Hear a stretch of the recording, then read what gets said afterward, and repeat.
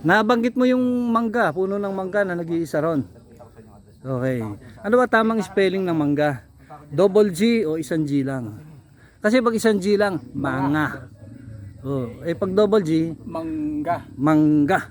Mahaba naman. Pero ano nakasanayan ko since bata pa ako double G talaga. Double G. Okay. Tama 'yon, tama 'yon. Ako yung mangga sa akin, N yung gitna. Manya. Medyo magulo 'yun Oo, okay. Ngayon nasolusyonan na natin yung problema natin sa pag-spell ng mangga. Bahala na kayo. Bahala na kayong magkuro-kuro at maghaka-haka. Pero may isa pa tayong pahabol na tanong. Paano naman yung langgam?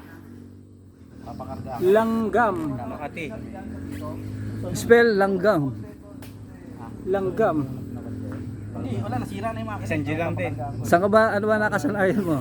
Hindi ko matandaan kasi bihira ako sa eskwelahan yung langgam Okay. Pero kasi parang mahaba siya di ba? Langgam. Langgam. Hindi, parang mahaba naman is yung N. Same as mangga din.